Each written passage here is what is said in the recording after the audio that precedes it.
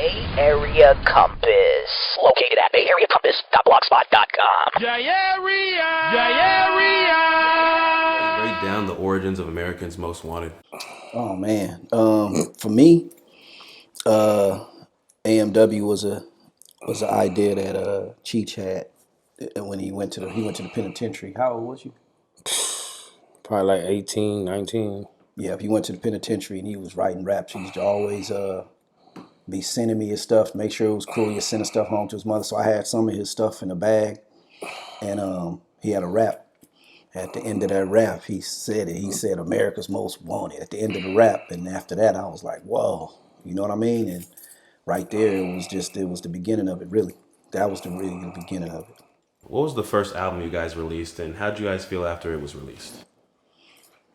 The first album was Criminals. The Criminals was the first one. It was like I said, when we did that album, I was still in jail. he was in pen, so it was kind of a trip. So when we started forming the group and stuff like that, when we formed it, Cheech wasn't there, so he really didn't know the dudes. He didn't know Chuck and he didn't know Mellow D.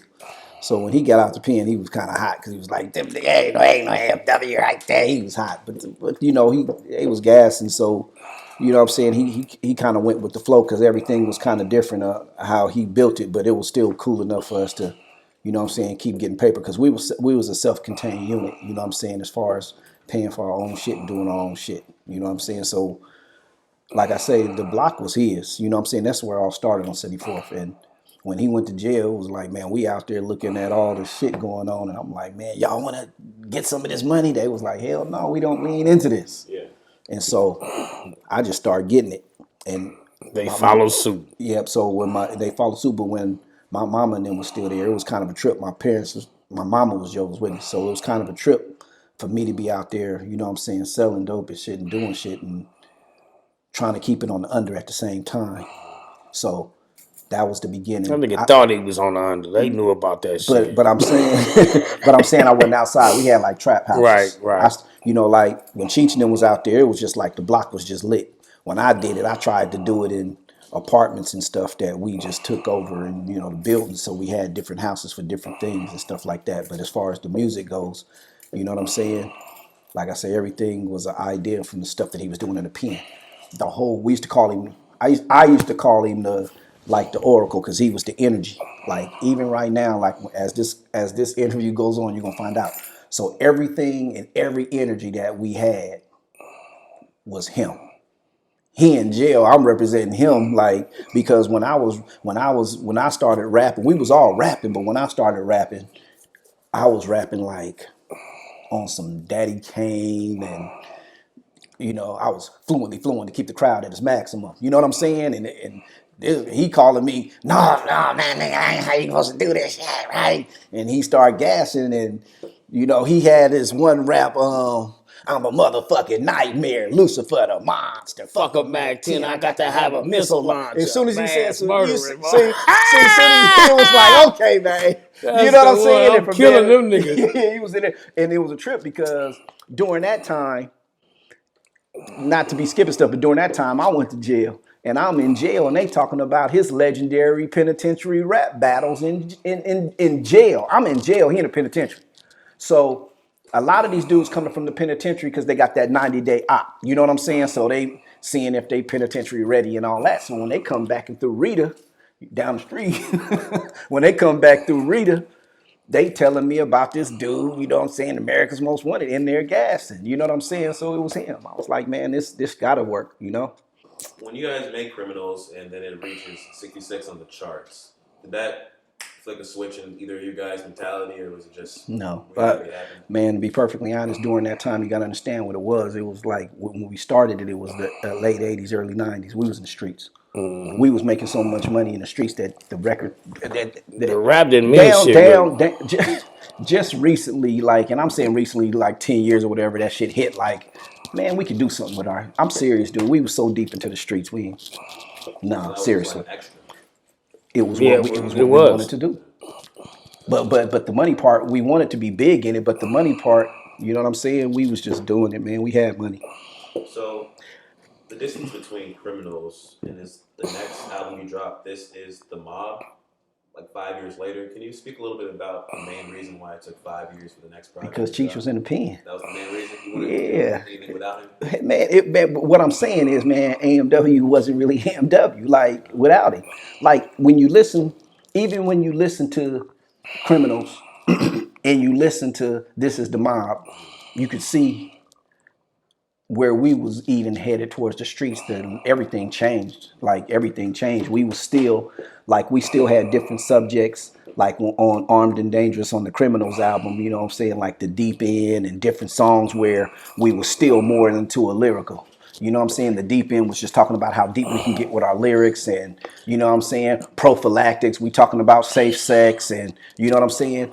And, you know, when we did, you know what I'm saying, This Is the Mob, that album was just for that. That was it. It was like, man, this is what it is, man. You know what I mean? And at that time, we had got Chris was gone. Chris Melody was gone. So it was just me, Chuck, and it was just me, Chuck, and Cheech.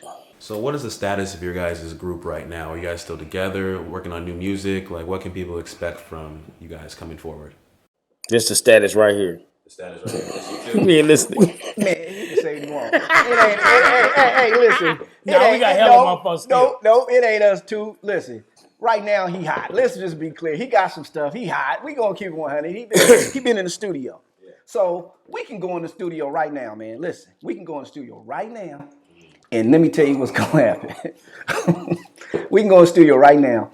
If it's some hot tracks or hot music, his ideas just come out his head, right? So we can start off AMW, but it ain't gonna end up AMW because he got his way that he want to do stuff, and he been so bottled up that he got to get it out. So all you can do is sit back and let him do what he gonna do, you know. And then and what's crazy is you got to let him do it because everything that's gonna go on the AMW album is gonna feed off what he got because he is the energy. It's just it. So myself, I know better. You know, I'll just kick back like I already know we gonna come up with some fire because he finna come up with some shit for his shit. And when he come up with some shit for his, it's gonna make it easy for us to do the AMW. That's easy then. Gotcha. So can you guys speak a little bit about your relationship with Too Short or Spice One or Keisha Cole, any of these artists? You know, Too Short, you know, same people, you know what I'm saying, we fuck around, everything, you know, it's just like a neighborhood thing where you just grew up, and it's not like, oh, that's Too Short. Like Big Measy, you know what I'm saying, Mike Walton, he grew up on 74th, he fuck with Too Short real tough. That's my little brother. We raised Mike, you know what I'm saying? So like, We fuck with the niggas that protect Too Short. I mean, Short is cool, but we really street niggas. So the niggas that be guarding him or whenever he go on his tour or whatever, them niggas we fuck with. Fuck with his security. Polly, you know what I'm saying, Mike and them, you know, it's just undercover, you know what I'm saying? Yeah, that real street life. I've noticed with, like, you know, artists that grew up in your time, you know, or like came out in the 90s, they like know each other and like had that relationship. we did.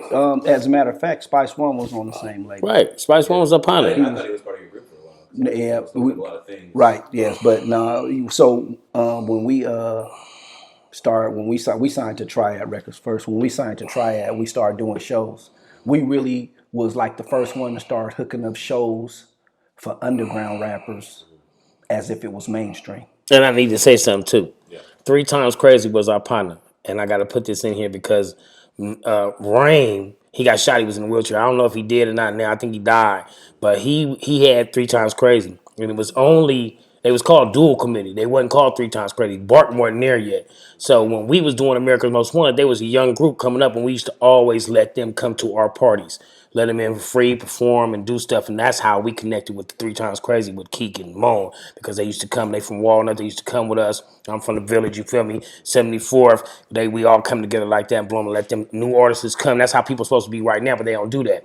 New artists come, let them perform at the thing, let them get on, you know what I'm saying? So then they bubbled up, and we was dormant, you know what I'm saying? So we can go to their shit and be in for free. Keisha, all of them, you know what I'm saying? So we just back and forth like. Yeah, and to capitalize on that, the relationship was a trip with other artists and us. If you notice, like like I told you, to explain it, just make it short, we was very lyrical as far as in the beginning. Very lyrical. Like if you, Chris Melody and Chuck, if you listen, and me, we was very lyrical, you know what I'm saying, on it, because we cared about that. Like, you know what I'm saying, you got to just be gassing and not just saying punchlines, but very lyrical in it. And so it's not because we couldn't rap that a lot of these groups, if you notice, man, we not featured on none of that. Where's MW featured? And it wasn't because of that. It was because, and it's the honest to God truth, I think we was just too street. Because we didn't know the difference, bro. We thought it was all the same. Like, it was scary for me to step into the game. Like, I think for him coming out the penitentiary and us putting it out there, it made it kind of easier for him because gangsters wasn't rap. Like, man, hold on. You know what I'm saying? So when he was like, oh, y'all doing it, we got a name, we buzzing. And when he came, wow. You know what I'm saying? And, you know, like I said, we wasn't featured on a lot of people's stuff, man. And I really, you know, down to this day, even trying, I was like, man, why they treat us like that? Like, you know what I'm saying? You can come up with your own conclusion about why, you know? It's going to happen. Yeah, I got the rap in the field probably like I think it's gonna be in the middle of the year. Maybe it's the summertime actually. I'll say the summertime it'll be out. It's called the rap in the field. Ain't got no features on it, it's just me. You know what I'm saying? But then after that we're gonna do America's Most Wanted album at the same time, probably. Same time we probably be putting them out. Cause I'm writing for all the stuff, you feel me? So I wanna get everything out and be ready for the summertime. I want to have it on the first of the year, but then I thought about promotions and stuff. The summertime is when it need to drop. I'll leak a little stuff on the internet, you know what I'm saying? A little bit of stuff. Then on the summertime, rap in the field gonna drop. Like June. And we got I got a 420 album that I did when I tried to drop it last year, and it was called Smoking in Slow Motion. What happened with it was that on the download, it was some stuff that was complicated on it that had to tweak up, and it didn't download right. So instead of me trying to rush it and download it all over again, I'm just waiting right now. So 420, I'm gonna try to drop it again. I'm gonna do some singles and some videos right now, like immediately, and start doing it. We're gonna start putting you know, a lot of the singles in the clubs, you know, the cannabis clubs, and just start working from there. You know what I'm saying? And each cannabis club across the country gonna drop it like that, and then just, you know, do some singles off of that. In 2020, I heard a lot of your music. You know, I heard, you know, The Criminals. I didn't get to listen to This Is the Mob. That I couldn't find it really, but I heard that old school raw. It felt very Wu-Tang-esque. Felt very NWA. Just like that those like strong lyrics. How are you going to incorporate that type of intensity and that type of originality into music going forward, where depth isn't really appreciated as much? What you mean depth? What do you mean? I mean, Depth. Yeah, what do you mean by that? I know what you mean. We original, so it's always gonna have a message. Like, even when Cheech be talking his shit on this records, when you listen to some of this stuff, man, you be like, I'll be like, damn, like on the outer shell, when you hear him rap and stuff like that, you be like, man, that nigga crazy. He got that gas. He talking that murder stuff. But me knowing him, I got a whole movie that I wrote based on how he really is. You know what I'm saying? And what he talk about. He always talking about extraterrestrials and Elohims and shit. You know what I'm saying? I'm a reader. I read He like is the Egyptians, the Anunnakis, dude is a genius. You know, man. we study everything: the molecules in the air, the And he pH balance in the songs water. with- Man, what's You know that what I'm verse saying? you had about? What was that? Which one?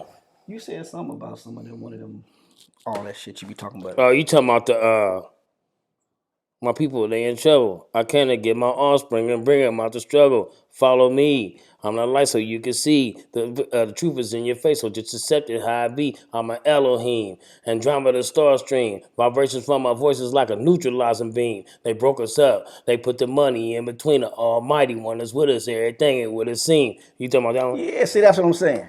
I got some stuff like that coming too, you know what I'm saying? Yeah. So, because you're going to have what I really want to do. Actually, I'm a gangster rapper, but I know God put me here to use this vocals for a message. But you got to have the gangster tone, like the conviction to get your Message, delivery. right. Your delivery got to be like the gangster stuff if you're going to do a message, or they're not going to listen to To it. the gangster, to our market of people.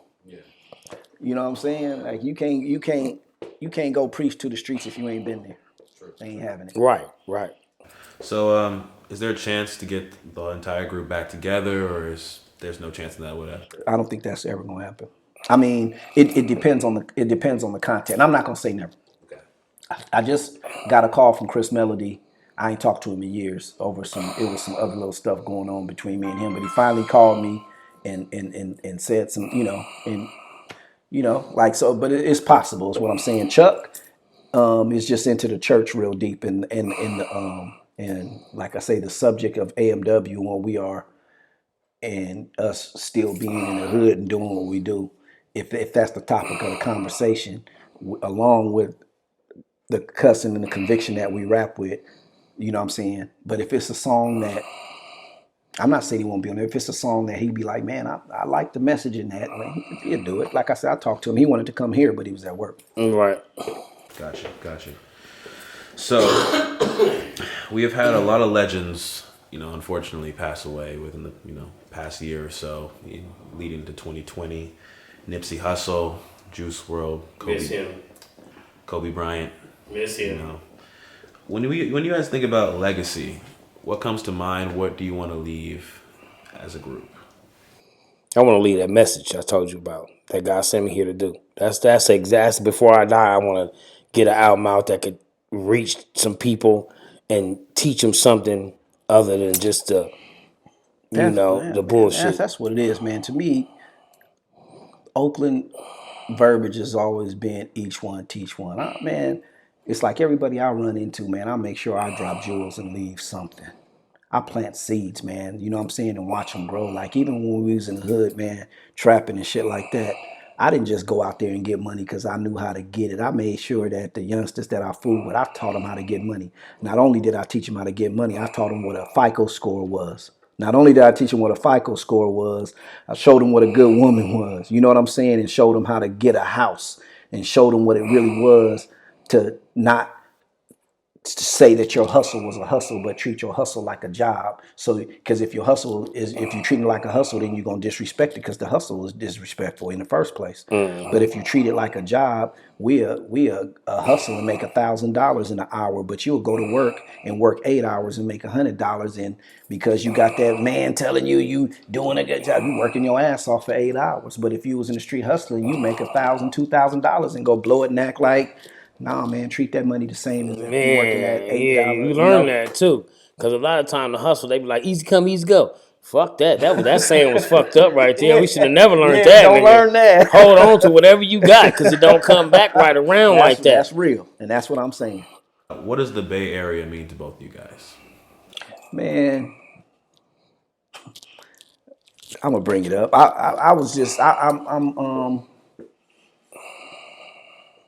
I'm gonna say, man, we was just talking about what just happened with Richie. Yep, say it. So we was just talking about how it was, man, and I felt that whole that was like disrespectful. I think it took something like that to bring. I applaud them for coming together and doing that thing. You know what I'm saying? And everybody saying I would have did that. You wouldn't have did shit. I'm saying that some grown men, they did what they needed to do. They did it perfect. But it took something like that to wake the town, wake us up. Not just the town. Wait a minute, man, because it's a fine line between being a rapper and being a mogul. Listen, bruh, and at the same time you're a street nigga. So what is the separation? Where does the separation happen? Who said it's cool? How cool is it? But inside you still that street nigga. Somebody get out of pocket with you. You going all the way back to 1990 with your feelings. So when do you say, man, I am truly done with that? Or can you be due to the type of rap that he rapped in the beginning, even if you elevate? Now, can you ask that question again? Because I want to see. I got something to say. Say it again. What does the Bay Area mean to you? Okay, the Bay Area means to me. This was the start of a black function, like the Black Panthers, the BGF, any Crip, Blood. That all was a black movement. The Bloods was black, liberated something. I can't remember. The Crips was civil something. All of that came from the black movement in Oakland. The Crips and all the Crips. I know everything. Everything came from that, and they structured out. It was supposed to be a black thing, but I ain't gonna say the white people. I'm gonna say somebody got in the middle and switched it to red and blue. Because if it was where Oakland, what Oakland means, we was spreading out. We had marched on the Capitol. We was doing shit. You know what I'm saying? They was like, no, we can't let them spread out like that. So we got to get in there and break it up. So anything that you see in Oakland coming together, like far as people, or it don't have to be black. It could be Mexican. It could be white. They gonna break that up because they don't want that structure there because it's threatening. Excuse me. It's threatening the system because to hold us down. And that's what Oakland mean to me. That's why when Richie Rich and Fody got into it, we still Oakland. Nigga, we still that town. You gonna have to come up with some paperwork for that. You say some shit, you know what I'm saying? You're gonna have to come up with some paperwork. That's some serious shit to say if you want. Now, if you a rapper, it's still serious. Nigga knock your head off. But what you wanna be? You wanna be a street nigga or you wanna be a rapper? Which one you gonna be? You know what I'm saying? Stay in that lane or stay in this lane. You know what I'm saying? Now, I'm glad they came together because 40 my partner and Rich my partner, but that should have never been done. That should have never happened anyway. So, you know what I'm saying? In order for y'all to look at the town, or for him to say that, and then you see him get on thing and apologize, you know it's still Oakland. But it ain't about no rap shit. That's just like, well, Pac. Pac was, his mama was facing 354 years with him in her stomach. She beat her case pro per. Pac felt the town too, even though he wasn't born in the town. He was born in Moran because she was trying to get him away from this because she see what area it was going in. So the town is a structure, like a what can I say, an institution for the start of something big, and it's always some kind of. The town got some kind of soul or some kind of spark or something. If you come up out of here, it's gonna take off. And that's what people don't know. And that's why they always hold us down to where you can't get up and get out. Because then they know you're going to go far. And if they know you're going far, they're going to hold you down to hold it, but you're going to come up. All you got to do is say your prayers, it's going to come. Yeah, we a lot like New York, but they never let us get off the ground like that. Like the town, in recent years, like now, motherfuckers going to come back and pull niggas to it. Like, you be wondering, like, man, how come, these cats like the Shorts, Hams, and 40s ain't got no big record label where we can go. Knock on the door like you know how far that'll go? Like, what? The only person, like I say, I see Fab try. You know what I'm saying? Fab doing his shit. He's speaking today on his live stream. See, Fab do his shit. Like nobody, and he knows it, man. And nobody can take that from him. He doing it right. He always shared the hustle blood. He always shared the platform, like for real. He don't scare. He not scared. He's so confident in himself. He not scared to let somebody else shine. Like it's gonna jeopardize. Like they gonna take the spotlight. he ain't. And I'm talking about since he was a young dude.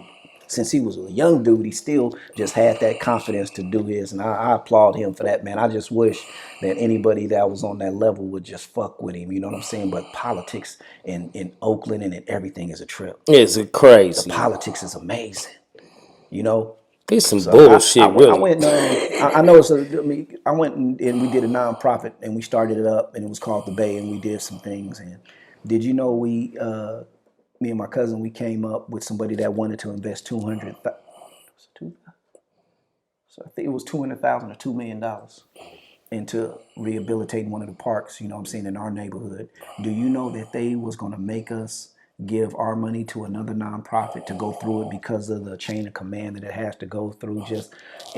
It'd just make you say, I don't want to go through the red tape. I just want to help my neighborhood. But the people that's giving us the money, they have to follow protocol, so they couldn't just give it to us. But all they wanted to do was fix the park and they play. And even if they did fix the park, do you know that they told us the people that they fool with would be first in line? Not the people from the neighborhood. The people that deal with the nonprofits, kids would be first in line, like for AAU programs for the kids that's privileged. Not for the kids that live right there to go in there. So the gate's locked. They can't go in the park and just that's play what I'm saying. because they got a game today. They lock every gate, you know what I'm saying? But they got a game today. Okay, it's open if they ain't there, but they always got a game because it's a million kids that need things to do. And I'm not knocking the people that got money and kids want to play, but we trying to do this to uplift our neighborhood. The park look lovely, but our kids can't play in it because we got the rich kids playing in our neighborhood.